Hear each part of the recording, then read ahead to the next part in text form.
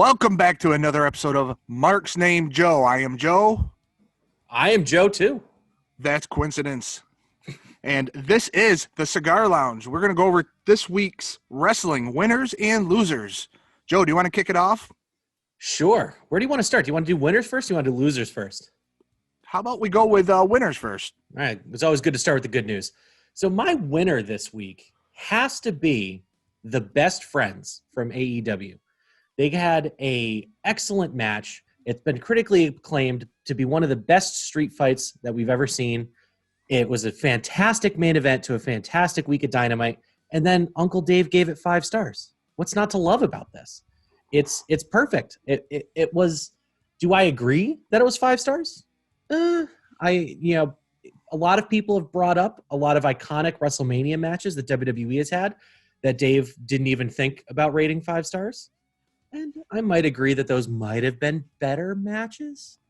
I could definitely have seen this going anywhere from 4.5 to 5. Okay. I do think that this is going to be an iconic moment.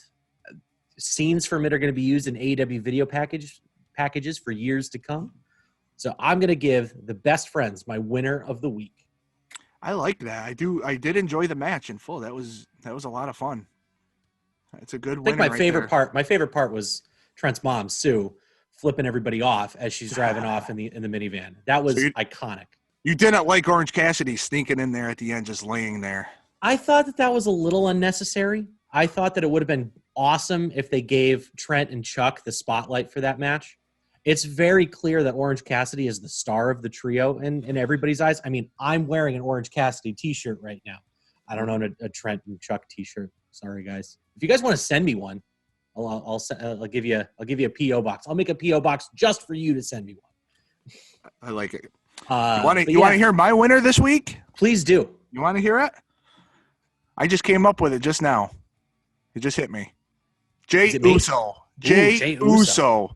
He came off that match last night in a street fight, another street fight, but Samoan street fight, not a regular street fight. I don't know what made it Samoan, but and he came off looking like a singles superstar. He looked great.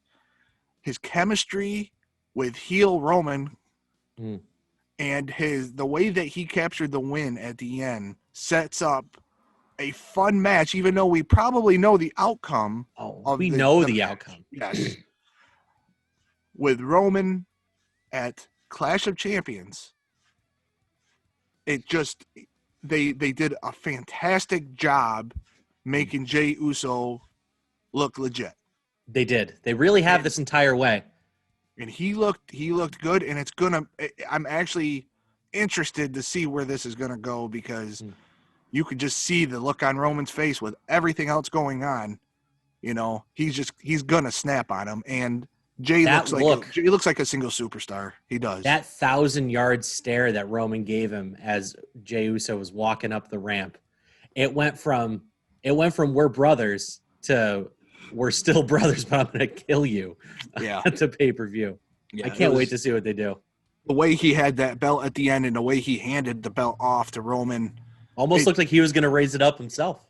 Yeah, it was fun. And I think out of all the stuff that happened, I agree with you on your match for the AEW Dynamite match because that was spectacular, But I wanted to go a different route with this one, and I think Jey Uso that was a great one. It was between that and Dominic Mysterio I talked to you about. He looked good this week too, but they really did great Friday night with Jey Uso.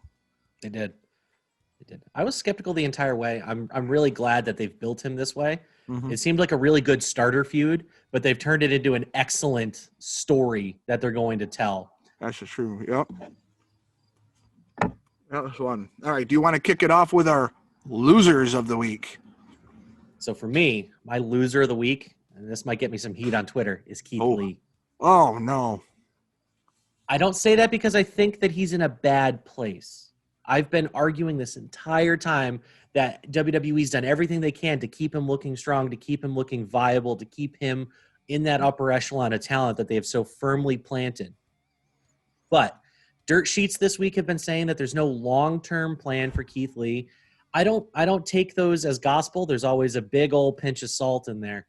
However, if you look at his track record on the main roster, it's all been, he hasn't lost clean. He hasn't been pinned clean yet in this run officially on the main roster. Yes, Roman pinned him at Survivor Series. Yes, he was eliminated clean from the Royal Rumble. I get it. But Orton hasn't beaten him. Orton has beaten him by disqualification. He, the Retribution angle destroying the match on Monday Night Raw really put a bad taste in my mouth. I know you've got that harebrained conspiracy theory that Keith Lee is actually the leader of Retribution. I do. But, I think that Keith Lee should have so much more momentum than he does. I feel like by now it should have been put up as a match graphic that it's Drew versus Randy versus Keith Lee in a triple threat ambulance match, if that's even a possibility. Maybe the guy that gets put into the ambulance is actually the winner, gets to drive away. I don't know, because that's currently the plan for Clash of Champions. It's still Drew versus Orton in an ambulance match. And the rumors are out there, not to spoil anybody, but it seems like they want that title off Drew. That's the rumors I'm reading right now. Yeah.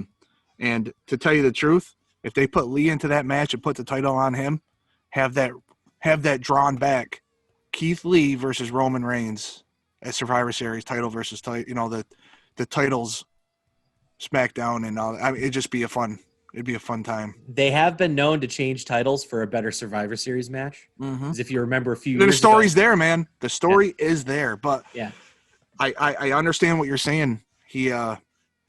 It does seem like the dirt sheets, they might be onto something for once, because it doesn't seem like they have a plan right now. They just keep throwing him to the main event and letting Keith Lee do his thing, which is we are not bashing Keith Lee. No, not at all. He's I tremendous.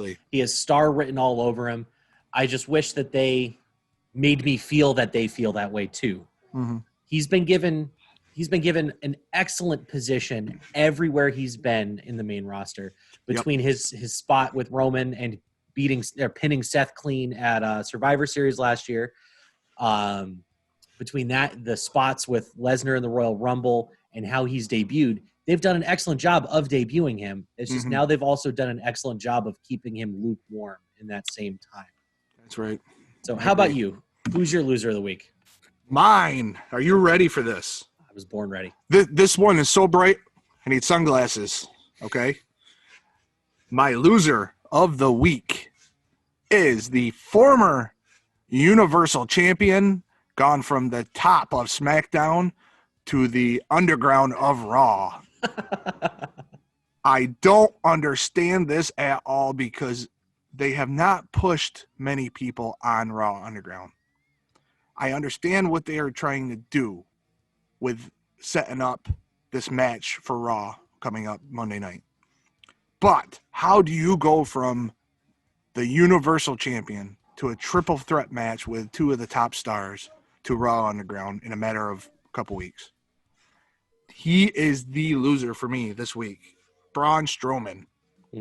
Get these hands in Raw Underground. You can see him live on Monday night. It's sad, because I do like Braun, but it seems just like when they had Braun last year, the year before, when he cashed in his Money in the Bank briefcase. It was at Hell in a Cell, if I'm not mistaken, and it was a botch. And I feel like this is not the way to go with Braun Strowman as Raw Underground. Yeah, when he came on the screen on Raw, part of me was excited, because I'm like, oh, what are they going to do with him on Raw Underground? But part of me was also like, yeah, figures. Yeah, same thing. Because the Fiend has kind of been MIA too. They've done a Firefly Funhouse. They're building a really interesting thing with Alexa, but it really seems like Roman came back and they're like, all right, back to what we had planned. Like this cool stuff, that's gone. Yeah, we're done.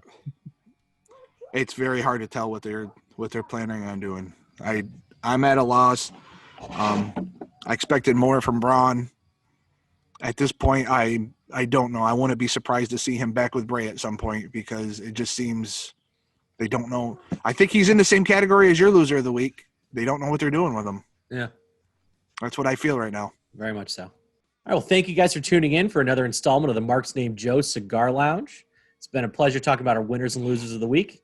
Please make sure to like, share, and subscribe, and stay tuned for what's coming next.